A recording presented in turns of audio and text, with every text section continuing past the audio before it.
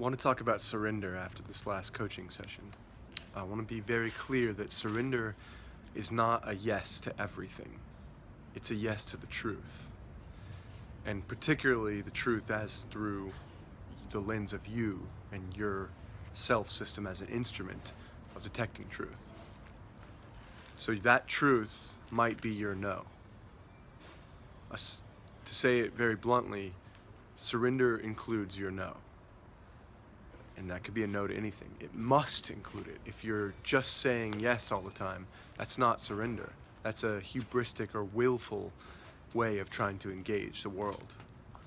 Another way to think of this is that surrender is a how and not it's a how you meet the truth. It's not something that you do or what. It includes a lot of different whats. So with that in mind, I'd like to walk through kind of an integral lens on what a surrendered leadership circle can look at.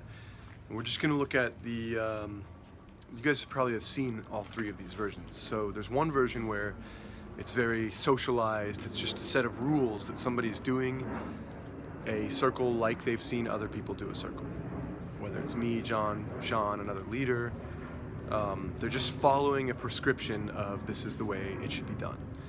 And they start, unfortunately, kind of shaming other people for not doing it the right way. This is not really leadership, actually. It's just, in a way, it's a codependency. So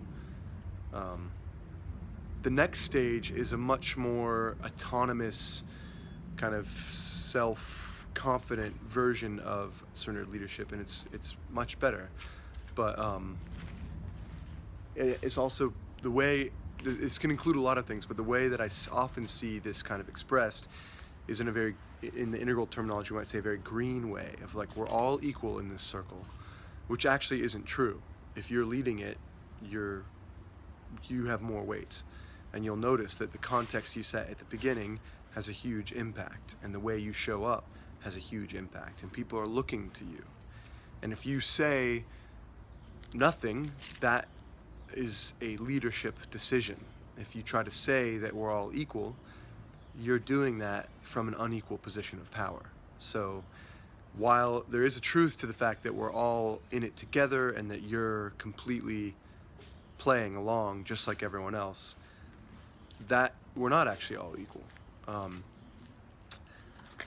And you're actually putting forth an agenda that others didn't necessarily get to weigh in on when you say that, and that's actually okay.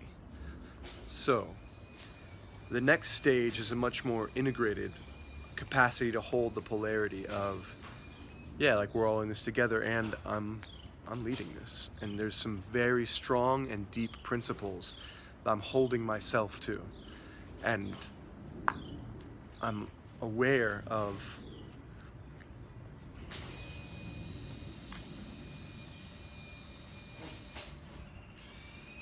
I think you guys can see the difference. I don't think more needs to be said. But and of course you can, in any moment, you might be dropping back and forth between them. You might do things the right way that you've seen, and then in the next moment show up more kind of full of your own kind of perspective, and then the next moment you're able to hold your perspective lightly while engaging it. And that's another way to think of the last level, which is the self that you're absolutely leading, and that's coming from your own self-identity. At the same time, you're able to see yourself in a much wider picture. You could call that the witness, or even in the collective.